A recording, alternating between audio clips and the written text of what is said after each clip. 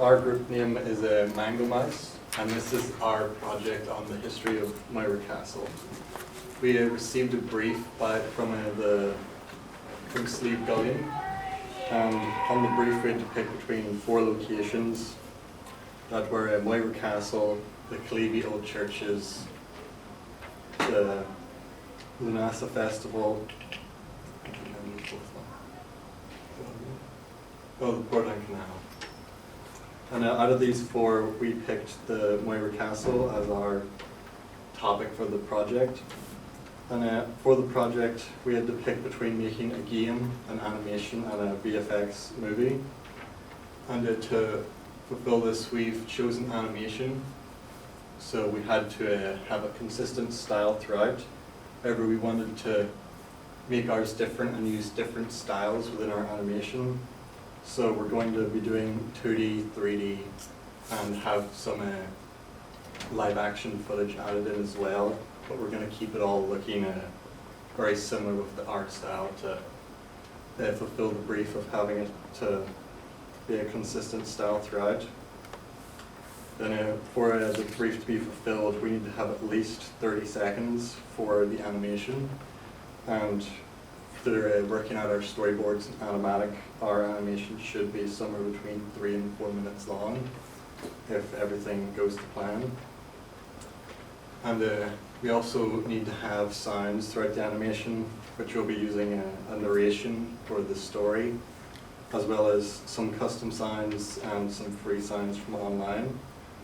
And as you can see here on the slide, we've got the logo for Slieve Gullion and the logo for the SRC that we need to include on the video when it's complete to also fulfill the brief. Then for the introduction to our project, as I've already said, the name is The History of Moira Castle, and it's going to be an animation of the history surrounding the area to do with Moira Castle, which includes the build-up to its construction, which is a battle between English and Irish forces during the 9 Years' War, which then leads to the castle being built by the English after the battle. And then eventually, near the end of the animation, we'll show the castle degrading over time from its glory days in the 1600s to what it looks like in modern day in ruins. And we'll have the multiple different styles for the castle and the animation of 2D and 3D. Yeah, so for our genre, it's going to be like a historical documentary style. Main focus is on educating people on the history of the castle and how it came to be. We were inspired by our trip, research trip we did to Moira Castle, and also online research that we did into the history and about the battle that happened at the Gap of the North and how that resulted in the English forces building a castle in that location. So for our art style is going to be split up into 2D and 3D, obviously, because we're going to split the animation. And for that, the 2D we're going to use to show the battle. We found this YouTube video online where this guy goes through describing old battles, and we really like the style where it's the army is represented with these blocks, and they're shown the different forces and the different units and the maneuvers they did and how they came in, and we thought that would be really efficient to use, and it looks good there, and we thought we could create a similar looking style in order to create our final project. But we also have some shots we were deciding to do in more of a style where we can see the characters and the two armies going at it, but then we'll zoom out again to show you the overall battle, because obviously we can't go through every single bit of the battle because it'll be so large and so difficult to do, but this way it summarizes it. And then after that, we'll transition into 3D animation in order to show the construction of the castle. We chose a low poly style because we thought that'd be the best way to create an environment in a 3D setting, which would also be efficient to create and won't take too much time because there is only 2 of us and we don't have that much, or we don't have that big a window for production. And we also thought from these images that we found and research we did that it actually looks really good, and we wanted to emulate that art style. For the target audience of our project, we decided that we were going to try and make it so that it would appeal to all age groups, all genders, so that anybody that went to a Slieve Gullion to see Moira Castle would be interested in it.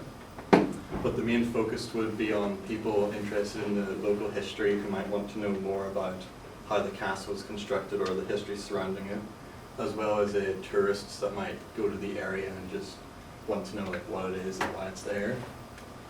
And since we're doing an animation, we'll have to pick our age rating based off the British Board of Film Classification, the BBFC. And for our rating, we think that the 12A rating will fit the best for what we want to do, because it then allows people of all ages to view it, as well as children who have got parents with them, since there is like violence in the 2D scenes of the battle and implied violence, as well as the sensitive like topic it's on. So we thought that that rating would do well, so parents can better explain to their children what's actually happening.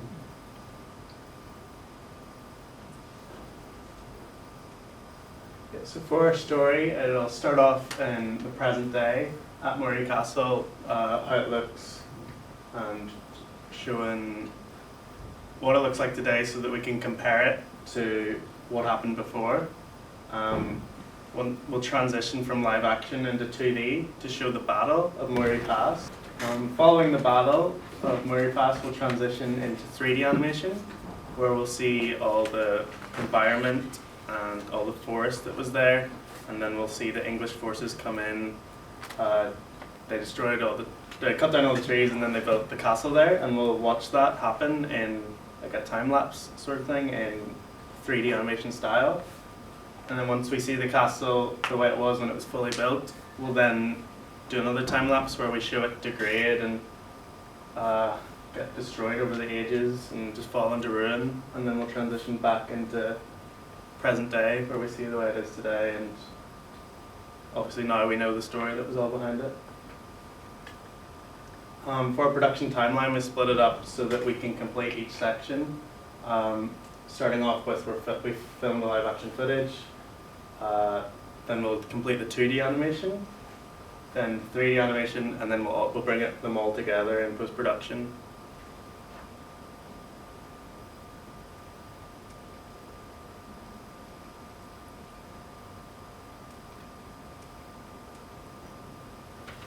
So for characters, we have the 2 sides of the battle, which are the Irish soldiers, these ones here, and then the English soldiers there. And then for when the battle is zoomed out, we'll have tokens and flags to represent portions of the army, which we have up there, and the different symbols will divide up into the different forces in the army. For the environment that the animation is going to take place in, it's going to be to begin with, a 2D map of the island of Ireland, so you can see the movements of the armies as they meet in Moira Pass. And then after that, it will transition into a more zoomed in view of what the battlefield itself looks like, showing the mountains, where the forests are, and where the defences of the armies are as the different units move throughout the battlefield and engage each other. And then also in the 2D, there will be this side view where you can actually see the characters as they engage in the battle themselves. And then from that, we'll have the 3D, which will be the low poly art style. That'll be as close as we can get it to a representation of the locations of the mountains where the forests are, so that it actually looks and feels like what it would have looked like before the castle was built. And then again, after the castle had been constructed. We made out some concept art that which show here in black and white a height map of where the mountains would be, with the battle taking place in this passway here. And then our map of Ireland showing where Moira Pass is on the map, as well as an example of what the terrain looks like looking out from the castle itself. And then we also have some examples of what the 3D art will look like on the animation map, where we'll be using low poly rocks, trees, and bushes, so that things will be easier to render and make on time, on schedule, so we can have enough diversity for different types of assets.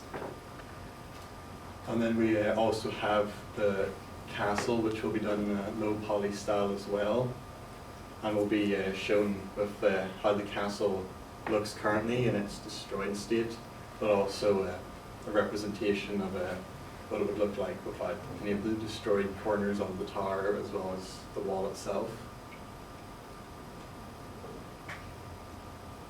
So for conveying the story to the audience, we're going to present it with the use of a narrator. That's commonly used in documentaries in order to give you all the information that will be as historically accurate as possible, and describe the journeys the armies went on and important locations throughout the history, and just describing everything that happens in the battle.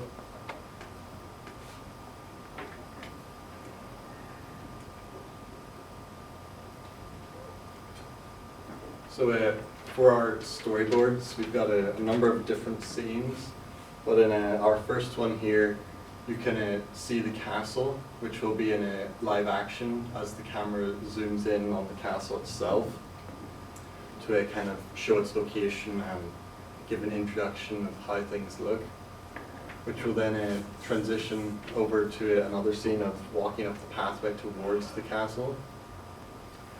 And then we'll have a tracking shot that will spin around the castle to give a 360-degree view, as well as walking inside the castle and looking up through the top where there is no like floors or ceilings up to the sky. And then we'll end with another shot spinning around the castle, but just closer, instead of showing the castle on the wall, just the castle itself. And for these scenes, the transition will just be like cuts to each different shot. But in between the different style changes, such as here from live action to 2D animation, and from the different 2D styles into the other styles, and from 2D to 3D, we'll be having cuts to black, and then it'll feed into the next style. So at the beginning of our 2D style, we'll have the English forces sailing across the Irish Sea to land in Dublin, and begin to move north towards Dundalk and Moira Pass. So that last shot will continue on, showing the English forces as they travel up Ireland towards Armagh, but they're halted at Moira Pass. The next shot goes in to show you the exact journey with the more detailed look at the places. And then we zoom in again to see the actual where they were stopped. The English army were marching north, but then they're halted by an Irish blockade. We then change to a long shot, side-on view of the two forces meeting in battle. And then the battle continues with the English forces breaching the Irish defences and moving up.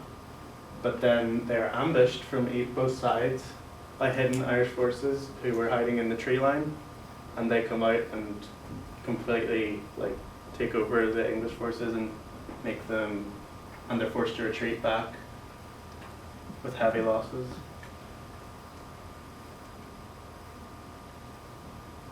So after the battle, we'll go back into a view of the 2D map, where you'll be able to see the English forces retreating from Moira Pass to Dundalk, and shortly after, the Irish forces, after they run out of supplies, will retreat from Moira Pass to Armagh, which then gives the English a chance to move from Dundalk back to Moira Pass, which is when they retake the pass, and eventually they will move further on into Ulster, and later in the timeline they will then destroy the forests.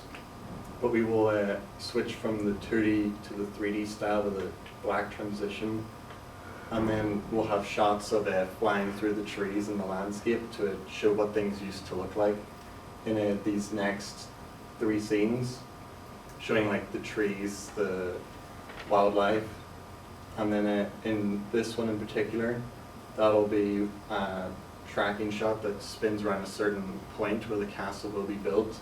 That'll show all the trees getting cut down, and then the castle as it starts being built up in layers until it's eventually fully complete, with the camera still rotating around the spot to give a good view of what the area looks like.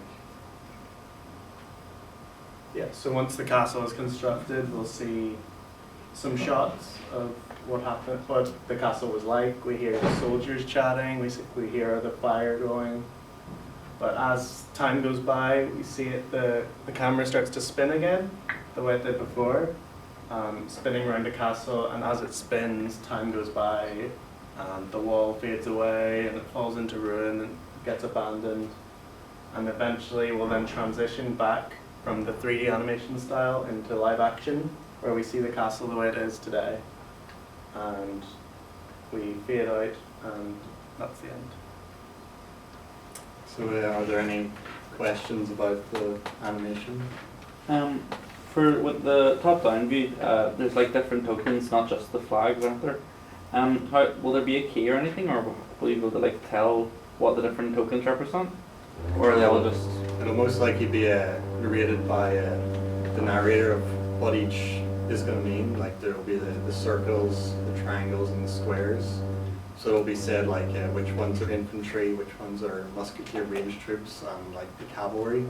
So it'll be made more clear in like the description of what's actually happening. And also when we transition to that shot where they're meeting in battle, you'll be able to see, it'll go from the top-down view into the side-on view where you can see the forces actually meet in battle.